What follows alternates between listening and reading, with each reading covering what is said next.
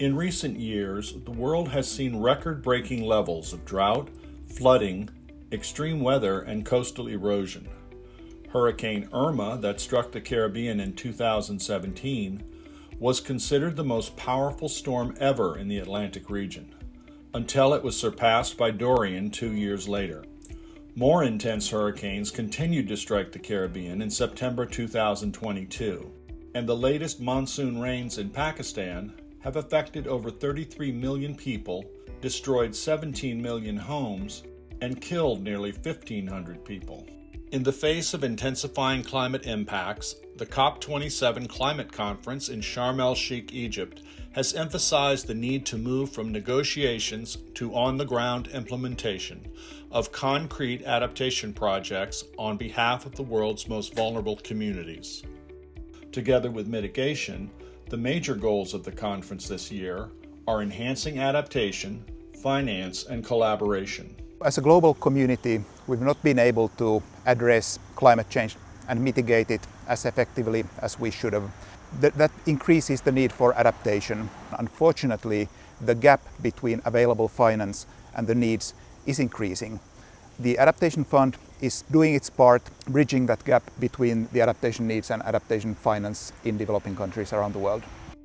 According to the Global Facility for Disaster Reduction and Recovery, the cost of climate adaptation will reach $300 billion by the year 2030. Low-income countries where communities struggle to survive the impacts of climate change every day need help the most. Mitigation and adaptation are very key, but from adaptation is really the way to go, because it's within our control, and hence issues to do with adaptation remain dear and very key to us, because we face the brunt pertaining to the effects of climate change.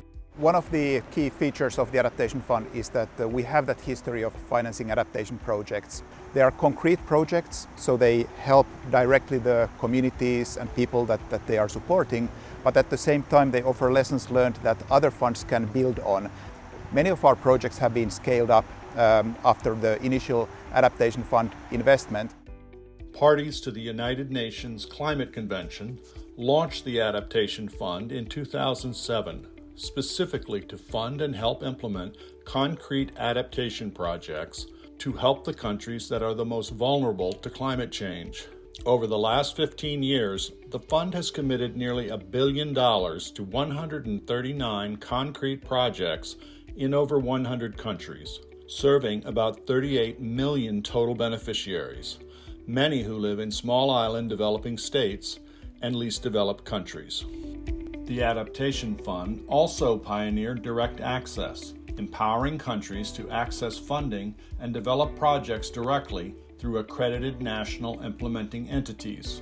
We have a project and focusing on how to save the rivers with a natural solution, for example, planting of mangroves, and also how to deal with farmers not to destroy their own forest. We are now one of the trusted institutions to channel the environmental funds. The accreditation of Comitron by the Adaptation Fund is playing a big role for the trust of the government too. This COP in Egypt is particularly important, especially if from the Adaptation Fund perspective we can showcase the projects by NIEs that they are implementing on the ground, because the theme is implementation.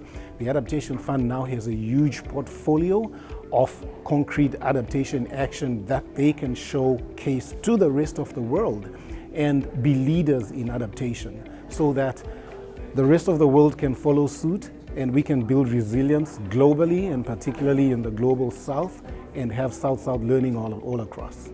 The COP27 conference in Sharm el-Sheikh, Egypt, will have a special focus on the impact of climate change across vulnerable communities in Africa, a diverse region where close to 40% of Adaptation Fund programs are located. We are currently preparing 2 projects as a national implementing entity.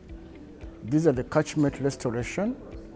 One is for Katonga catchment, and the other one is for Mpologoma catchment. These catchments are quite big. I would like to see how the people in the communities in the area can adopt to climate change resilience by introducing them to other alternative livelihood activities or enterprises in the area, that instead of settling in the wetland areas.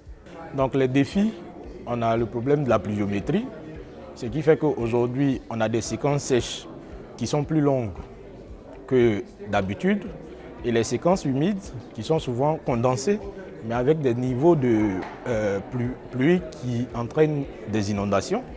Et quand il s'agit des séquences sèches, c'est la sécheresse. Donc le défi pour l'agriculture ivoirienne aujourd'hui, c'est de pouvoir aligner les calendriers culturaux sur les niveaux sur la pluviométrie, mais comment on le fait à travers la maîtrise des données climatiques. Zimbabwe is confronted by issues to do with climate change, where we're having weather variabilities as well as swings, extreme floods. Recently we had Cyclone Idai, which affected our Manicaland provinces, and we also have other swings where we also have droughts. And these two extremes, communities have to learn to adapt and live with them. My country is really exposed to landslide, flooding, and in some cases drought. And this, I think, resembles most of different countries in Africa.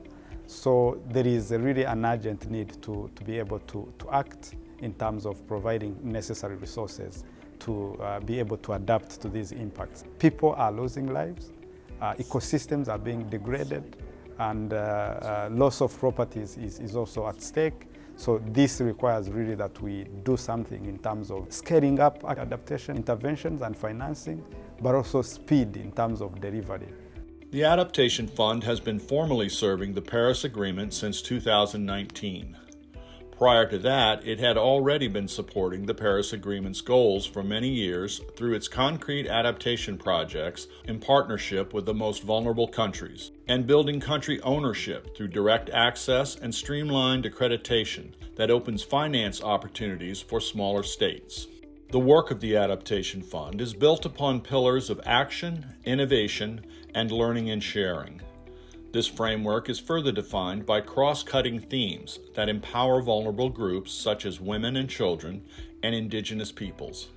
Recently, the Adaptation Fund added locally led adaptation and scaling up to its cross-cutting themes to further enable its implementing partners. In locally led adaptation, we emphasize that the views of different segments of the society are taken into account, including the vulnerable communities, so that the specific projects are designed and chosen by those local communities. The fund has responded to the increasing urgency of climate change by adding new opportunities for countries, doubling the amount that can be accessed through the regular country project funding window to $20 million, and each country can now have 2 individual NIEs. The Adaptation Fund has continued to innovate and adapt to countries' needs and added new funding opportunities apart from its regular concrete projects.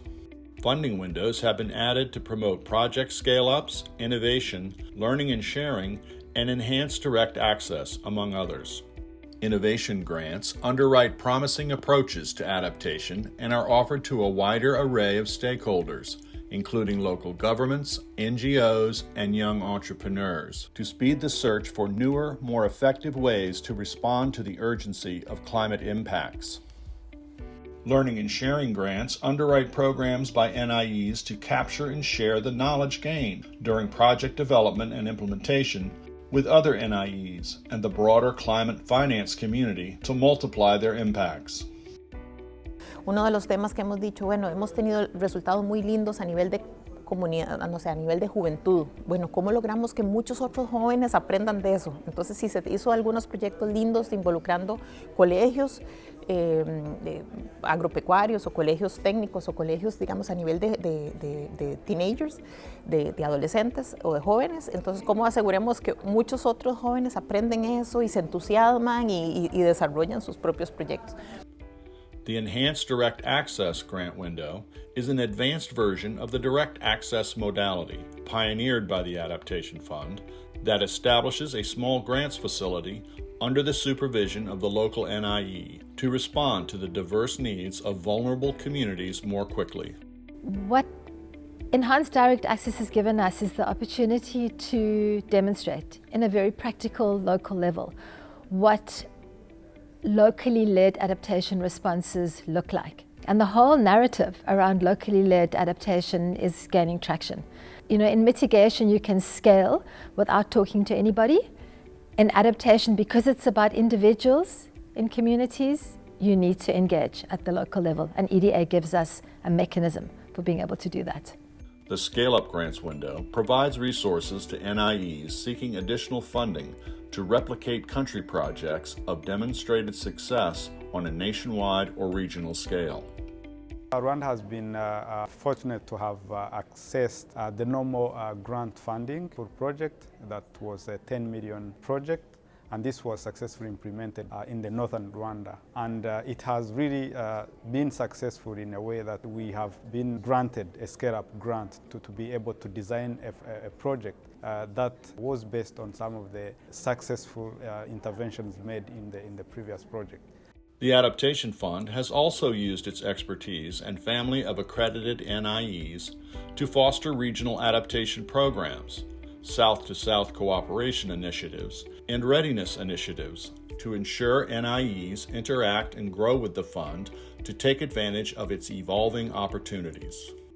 In Egypt, the host nation of COP27, the fund has financed a very successful project called Building Resilient Food Security Systems to benefit the southern Egypt region that has been scaled up into a second Adaptation Fund project in Egypt to reach more vulnerable communities. Working with national and local partners and the UN World Food Program, the project is a case study in how the Adaptation Fund successfully oversees the implementation of concrete, on-the-ground projects that build resiliency to climate impacts in vulnerable communities and then serve as models for expanded efforts. The project supports food security and the livelihoods of smallholder farmers in the face of climate change. More productive heat and drought-tolerant varieties of wheat and sorghum were used to combat desertification, resulting in more efficient water use and a 30% drop in the need for fertilizer. Restoring canals and lining them with concrete cut down on water seepage, allowing farmers to irrigate land more easily at a lower cost. يعني بالنسبة للتجاوب دي جربناها السنة اللي فاتت قاومت ضد الصقيع الجامد اللي هو بتاع شهر 1 وشهر 12 شتاء وإنتاجها عالي جدا. وجربنا اللي هو الذرة الرفيعة حرارة شهر 8 صيف معنى الصيف ما فيش أي تأثيرات. أما بالنسبة للذرة الشامية والذرة الرفيعة التقليدية اللي كانت موجودة وسطينا معانا أصيبت بضد الحشد وإنتاجها ضعيف جدا. أما ده بسم الله إن شاء الله لا ما قاومناش. الزرع بعد ما تعزق وتفاطم وخد الكيماوي بتاعه بعد كده وميت في ال 14 الإنتاج عالي جدا. Food security was further enhanced by using sunbed drying units, diversifying crops, intercropping, and pooling land resources.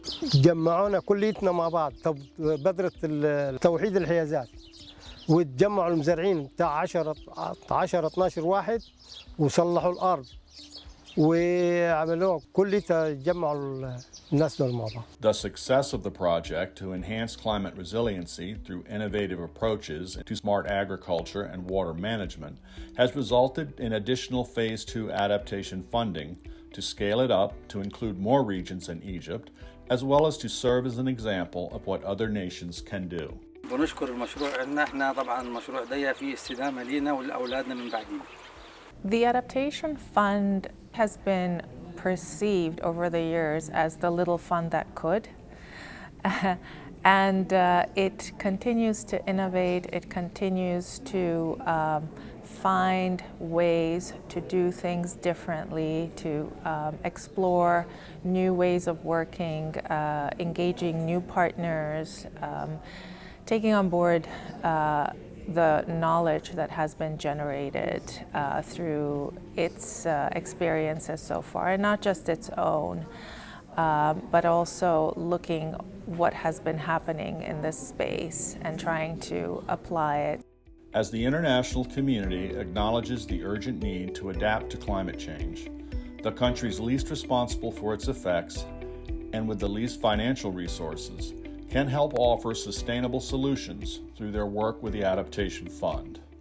With knowledge and experience to share, they can also help show the rest of the world the way.